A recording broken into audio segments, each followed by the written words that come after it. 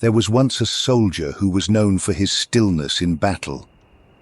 Arrows flew, swords clashed, but he moved with focus, breathed with control, and never panicked. A young recruit asked him one day, "How do you stay so calm when you're clearly not?" The soldier looked at him and said, "I'm not calm. I've just practiced the posture of peace until my mind starts to believe it." The recruit frowned. "So, you pretend?" "No," the soldier said. "I lead." That night the recruit couldn't sleep. His heart raced, his thoughts spiraled. Fear had gripped his body like a storm he couldn't control. He remembered the soldier's words and sat upright, back straight, shoulders down. He slowed his breath, kept his gaze soft. He didn't feel calm, but he looked it. And slowly, something shifted. The breath slowed the panic. The posture quieted the noise. The body led, and the mind began to follow.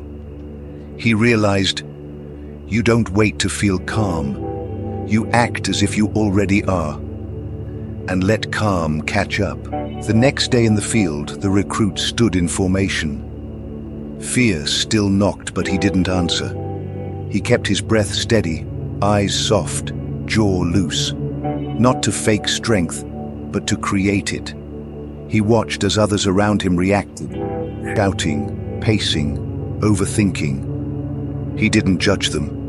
He had been them, but now he understood something simple. The body is a language, and if you speak the language of calm, your nervous system listens. He wasn't fearless. He was focused. If this story spoke to your storm, subscribe and tap the bell. Calm isn't a feeling, it's a practice. That evening, the soldier found him sitting alone by the fire, still, upright, quiet. "You remembered," the soldier said. The recruit nodded. "I thought calm was something I had to feel first, but now I see it's something I can become." The soldier smiled. "Emotions are waves, but posture is an anchor. When everything rises, stay grounded."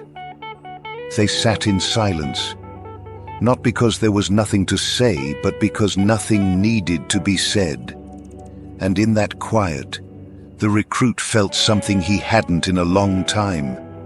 Not the absence of fear, but the presence of strength. Days turned to weeks.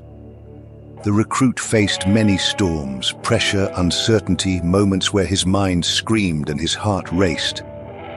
But he no longer fought the storm with more noise. He responded with presence. He would stand tall even when his thoughts collapsed. He would breathe slow even when time rushed. He would listen even when panic begged to speak.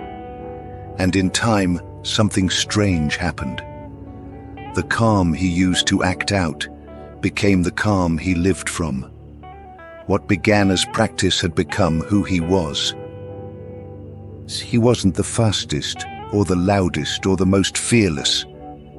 But when chaos rose, others looked to him. Not because he had all the answers, but because he carried something rare: stillness under pressure. He had learned that calm wasn't a mood. It was a decision, a discipline. A gift you give yourself when the world gives you nothing but noise. And so, even when the storm came, he stood tall. Not because he wasn't afraid, but because he had trained peace to live in his bones.